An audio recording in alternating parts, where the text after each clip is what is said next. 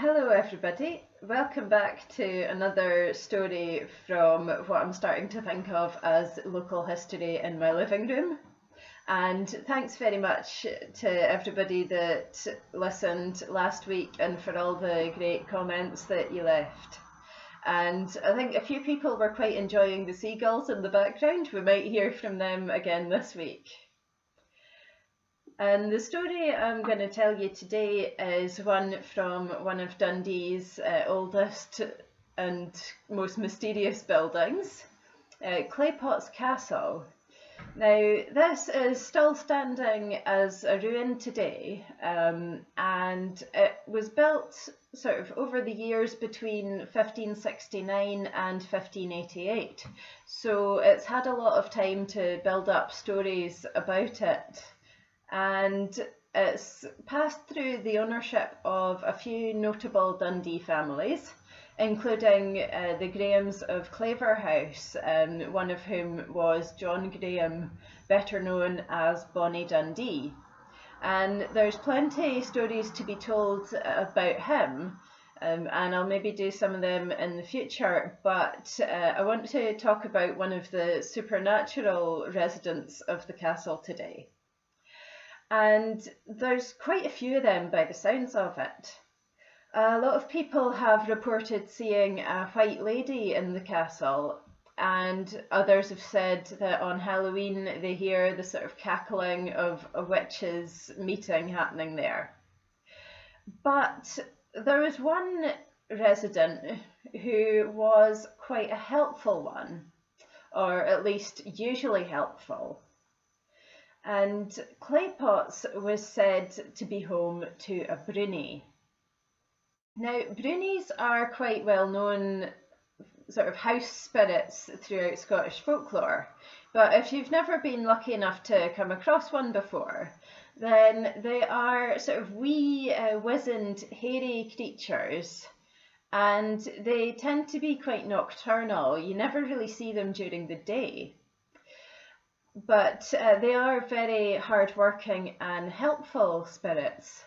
So Broonies, if you leave them out a bowl of milk or a bowl of porridge, just something nice to feed them with, then they will come out at night and help you with your housework. And they're very strong, so despite being quite small, it's no bother to a Broonie to, lift a big broom or move heavy pots and pans. So they're actually a great thing to have around the house. But you do have to be careful because Broonies are very sensitive and they easily take offence. So if you get on the wrong side of a Broonie, then things can go from rosy to being tormented or abandoned quite quickly. And this Broonie was around in Claypotts for a long time, and he was still said to be there by the 19th century. Now, by this point, Claypotts was not home to an aristocratic family anymore. It still was owned by the descendants of the Grahams of Claverhouse, but for a while it had been being used by a farmer at Broonie. So the Broonie was still on hand, making sure that the house and the farm were spick and span.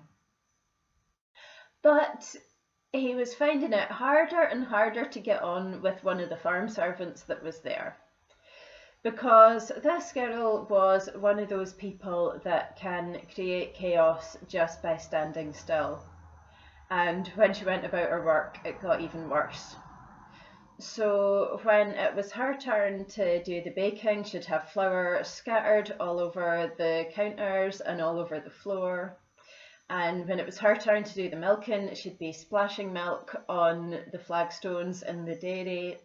And she would make a sort of half-hearted attempt to clean up after herself, but this usually just ended up in towels and dishcloths being scattered around the place as well.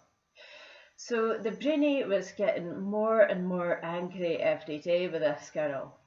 And I've got quite a lot of sympathy with her. You will notice that I'm keeping most of my living room out of sight here, but the Broonie had no patience whatsoever with messy people.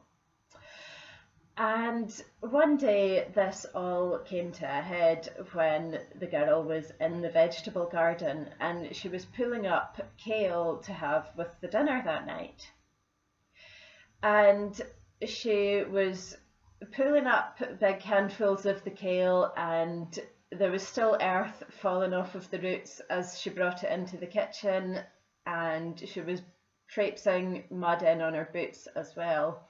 And the Broonie was sitting in his corner of the kitchen getting angrier and angrier. And eventually he just could not take any more of this. So he came out of his corner in broad daylight, so you know he must have been pretty upset.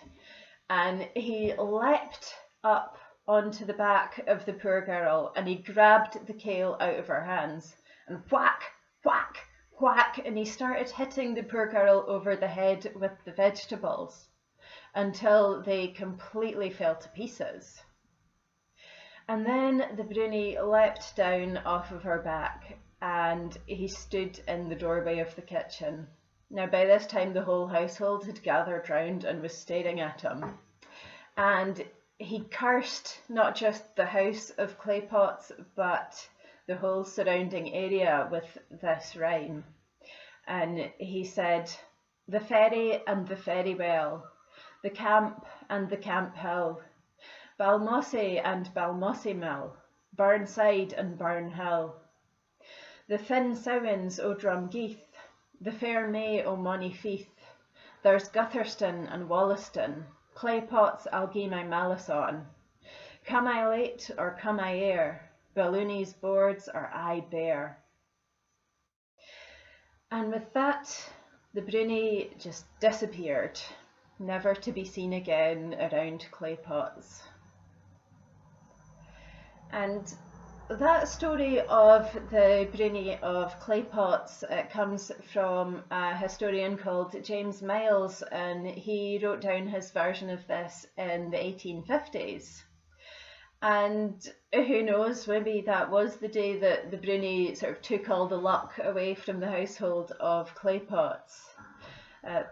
But yeah, I find one of the really interesting things about this story is the rhyme that kind of ties all the local place names together and sort of gives us a bit of an insight into how people thought about their locality in the past. So I'm going to leave you there with that story for just now, but as always, please get in touch in the comments, or you can follow us on Twitter at DundeeLH, and let me know if you have any questions or suggestions for anything you'd like to hear about in the future. Thank you and goodbye.